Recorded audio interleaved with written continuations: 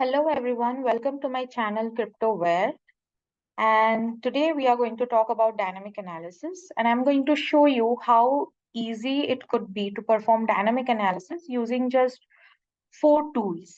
Like they are just the basics. We're not getting into the advanced part because if you want to do some advanced dynamic analysis, you'll be needing other tools as well. So let's get started. So here we have PE Studio. So we are starting with a very basic thing. I'm not going to tell you what that malware is. We are simply going to analyze, and while analyzing, maybe you will figure out what malware it is, what is it trying to do. So as in my previous videos, I have already mentioned about the fact that how careful you have to be while performing dynamic analysis. You have to make sure you're in a sandbox environment, you're using a virtual box or any virtual machine, whichever is convenient for you. Apart from that, you have to make sure that if you're using internet for downloading, like if you want to perform complete dynamic analysis, so there are some malware which are downloaders and they end up downloading other malware, which is actually the main malware or the final payload.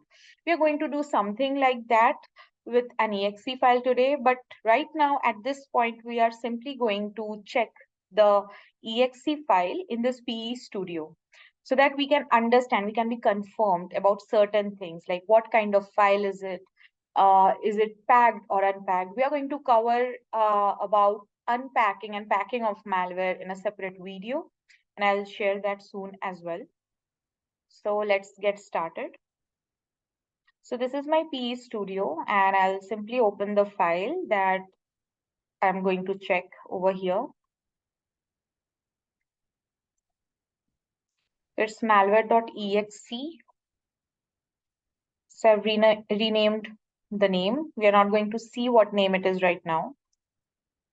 So if you remember, in my previous videos, we did talk about how you can identify what kind of file it is. It is very important for us to initially understand. Like in fact, in our previous videos where we discussed about static analysis, we did talk about, using the file command. So you can actually use the file command in Linux, and also you can use PStudio or any other tool, whichever is you are more comfortable with. There are plenty of tools that you can use, but the basic ideology remains the same, where you have to understand what file type it is. If it's possible, let's understand what strings have been used, identifying whether it is packed or unpacked, because based on that you will have to perform the next steps. So here the entropy is 6.6, which tells us that yeah, it is quite packed, not much maybe, as compared to the ones which we have seen more than 7. So it is slightly packed. You can see the magic headers, which confirms that this is a PE file, which is portable executable.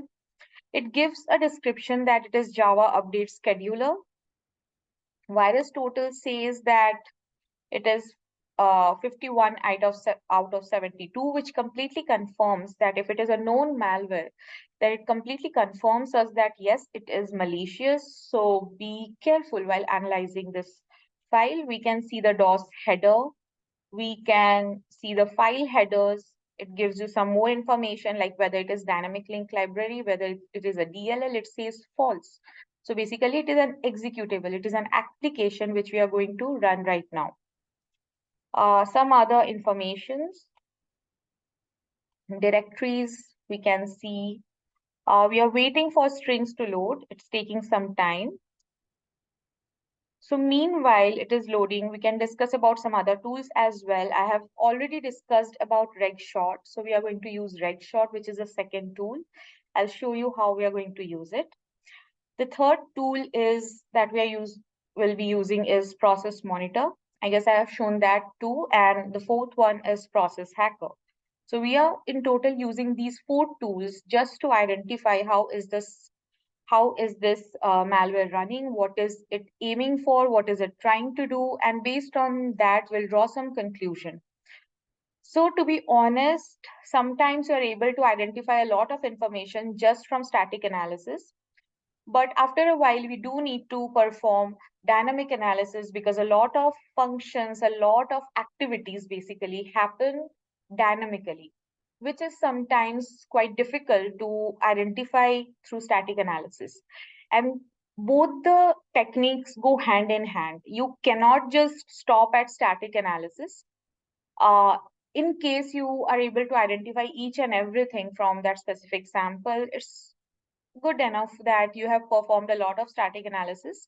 But a dynamic analysis will give you a 360-degree view of what is happening, how is it happening, what is it trying to perform. So that is the reason we need to perform both of them all together if you want to perform complete analysis of a malicious sample.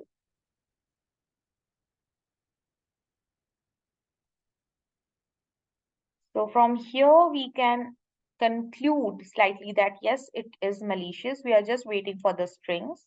We'll wait along. I'll just skip this part where the strings are getting loaded and I'll get back to you.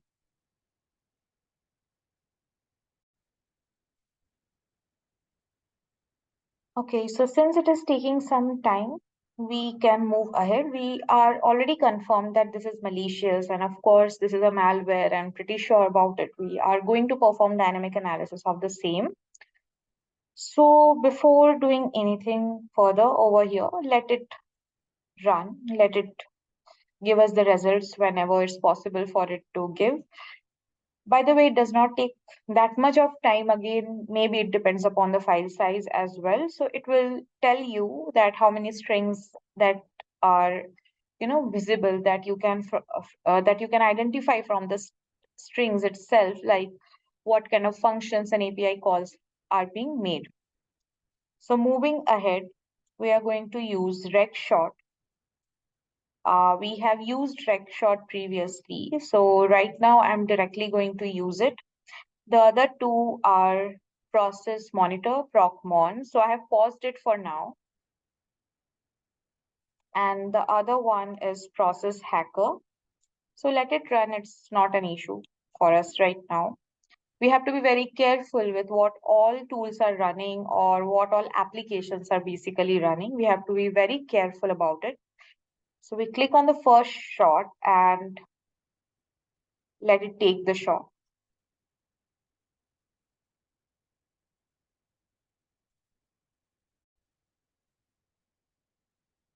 So as we can see, the first shot is done. We'll go for the second shot.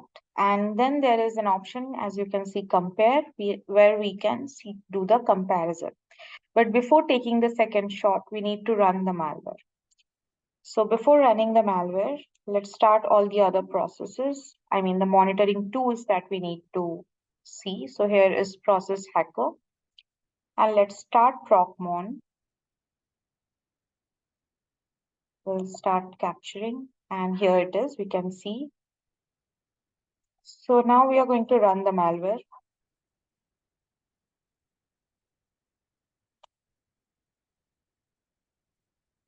So basically, we are running a batch file. As I had mentioned that sometimes we have downloaders which directly download the exe file. So this batch file will be actually downloading and executing the exe file over here. So we have executed and we'll see for 2 minutes and then we'll take the second shot. Meanwhile, let's see our process hacker, what's happening over here.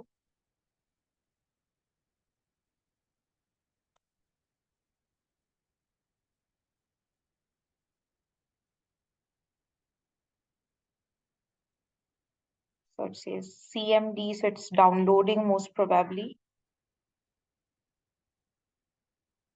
So we can see in the process hacker what is happening. It's taking some time.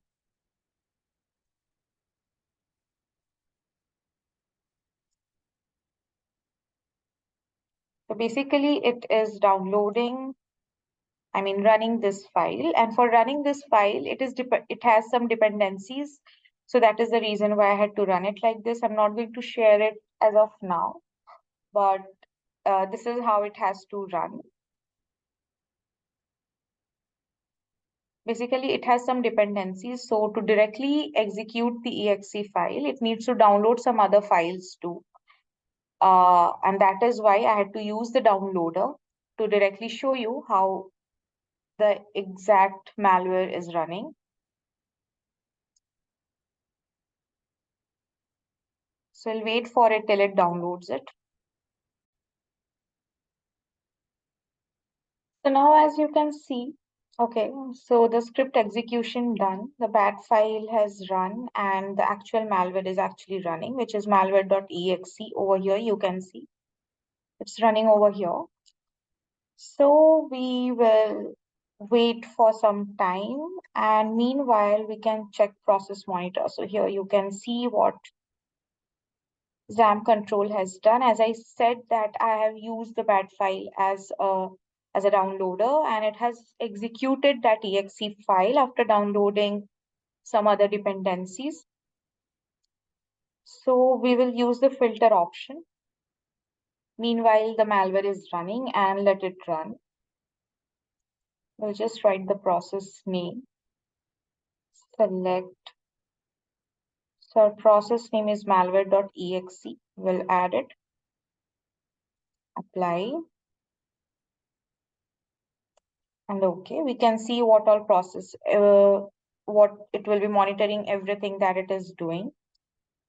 And meanwhile, let's see, let's wait for a couple of minutes before running reg shot for the second shot.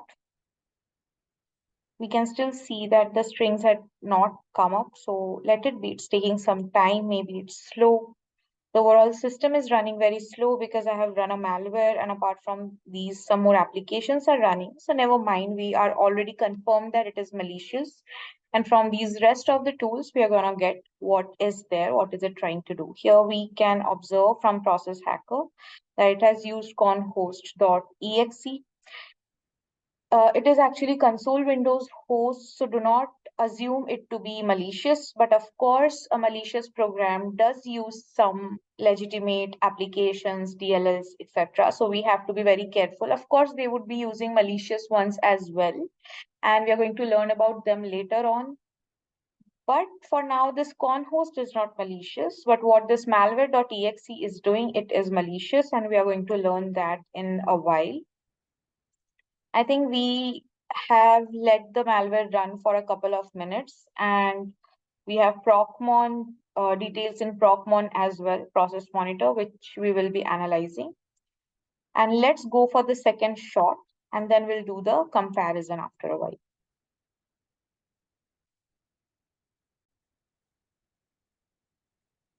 So as you can see that the reg shot, second shot basically is done. So we'll just do the comparison and it will open a notepad where we can see the entire comparison. So meanwhile, this is happening. Let's go through the tools one by one. So let's start with Process Hacker, where we only observe that the child process is called host.exe. We don't have to get into there. But from here, we can actually go to properties and see everything. What is there? What is it talking about? So in general, it says that it is Java update scheduler. We can see the path is given, everything started 9 minutes and 14 seconds ago. So we can see everything, like some few details about it. The statistics, we can see some other. Here we can see it looks like it is using a lot of cycles. Maybe it is taking a lot of RAM. It is taking our resources. So malware generally does that. But again, we have to be very careful what kind of malware it is. Rest of the things is like we can see the CPU usage is extremely high. So there is a possibility that it could be a minor. Just what else can we see? We can see some threads are running over here, some token modules, nothing. Okay, here it is. All the DLLs that has run, that has made use of memory, we can see from here.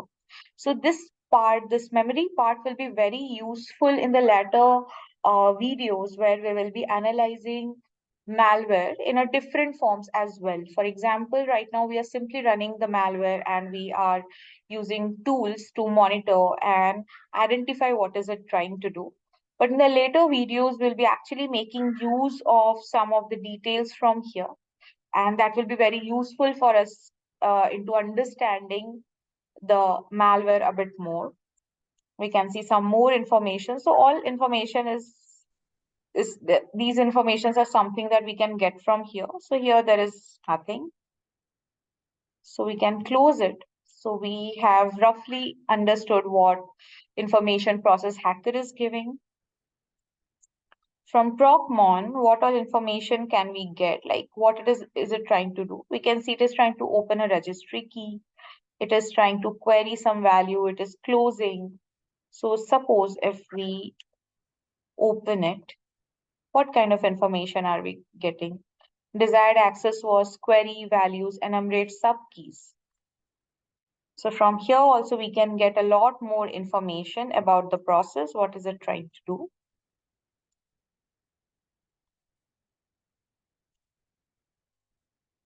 Let's observe some other process that is trying to, some other applications, some other operations basically that it is trying to perform. Here we can see it has some create file option. Let's observe what is this create file, what file is it trying to create. So let's go to the event. This is the path.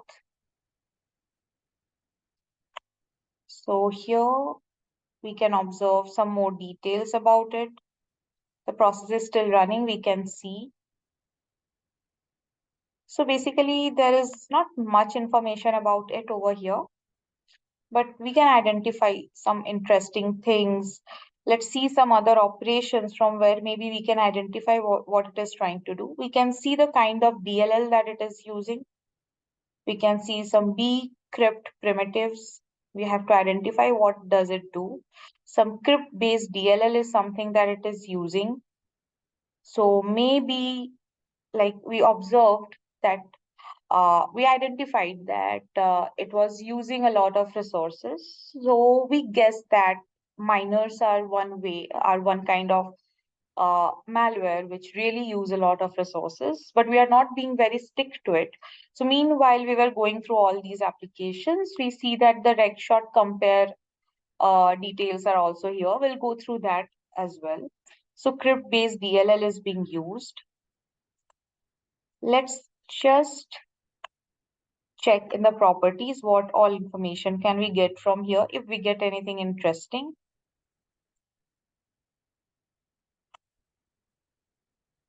So these are all the information. We are not getting into too much detail, but we are simply identifying crypt32. This slightly make us feel that yes, it could be a crypto miner. So reg open key here again, it has opened reg open key. So let's go to the properties. So here we can see. So this is how you can get more information about the malware. Of course, from the API calls or the operations that are being run over here, you can, go about it. Like you can Google about it, and from their documentation, you can learn about that. What is this operation actually doing? Why is this specific DLL file used, DLL application used, anything related to that. Like, why are we using this operation, like close key? What happens? What does it require? So if it requires this certain and certain things, that means that the malware is either accessing that details, or maybe it is taking from somewhere, or maybe it already has something, right? So that is how you go about it while analyzing. Now, if we go through the reg short option, we can see some values got deleted. We can see some keys got added. If we go through, some more values were added. Malware.exe, hard disk volume. Okay, so you have to be very careful. Like sometimes a lot of applications also run. So you have to be very careful and identify uh, which specific application, for which specific application actually you are trying to get more information about, so that you not end up looking into certain things that doesn't make any sense for you at that time. So here we can see a lot of gibberish data. So we can see, so these are the tools that we have used, as I mentioned.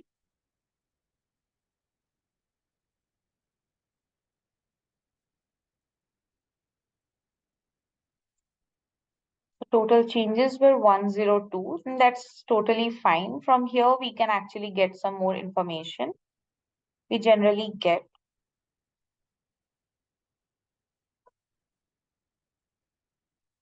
So moving ahead, there's another thing that we would like to see. Since this process is still running, we may go to the task manager to see what is it doing. And this is actually running and it is taking so much of CPU, so much of power usage. And that is the reason that could be a reason why everything is so slow.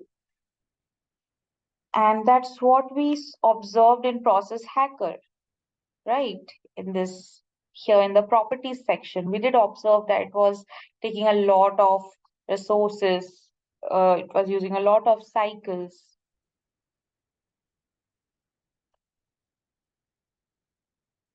So we can get more information from here as well. You have to just explore and go through all the tools that you're currently using. Like from here, you can see remote access. So here it is using some Bitcoin web hosting.net, and we can be confirmed that it is even actually indeed a miner. And we have ended up running a malware, I mean a crypto miner into our system, basically in our VM, in our sandbox environment. And we can simply end the task and the process from here, or maybe from the task manager, will simply end it. But uh, a lot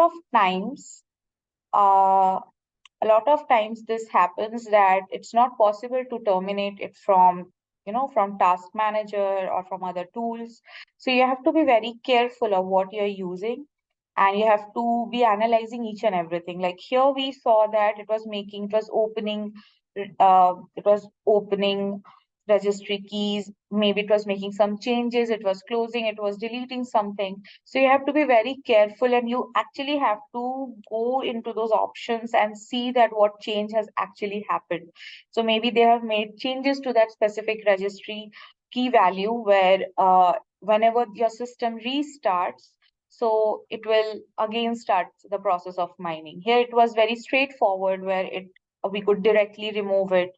So whenever we restart it, it won't start directly uh, its execution, but in real world scenario, it does execute. So that's it for today. And we did a very small process. Like it was a very small process of making you understand like how basic dynamic analysis you can do of a malware. You do not need a lot of tools, at least for the basic ones.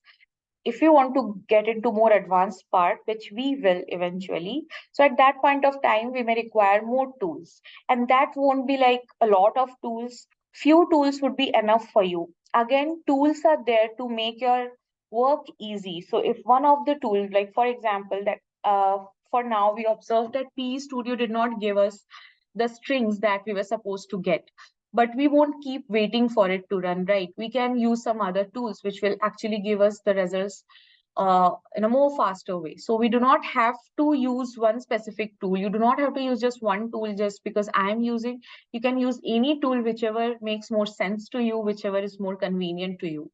So these are just an idea to give you an idea or some logic behind how you can go about with dynamic analysis. So as I had mentioned that you always need to be using a sandbox environment, a virtual machine. Make sure you have taken all the decisions, like you have made all the um, preparations properly. Like you have to make sure that the VM virtual machine that you're using is not using any shared drive, because we might be running any other malware, and which may take advantage of that specific path, and as a result a document or specific path of your host machine may get infected. So there are chances of a lot of things happening, so you have to be very careful with what you're using. You have to be very sure before performing dynamic analysis specifically. And that's it for today. Please like, share, and subscribe to my channel CryptoWare. And I'll come up with more videos on dynamics analysis, static analysis, and some more advanced and interesting analysis of malware. So see you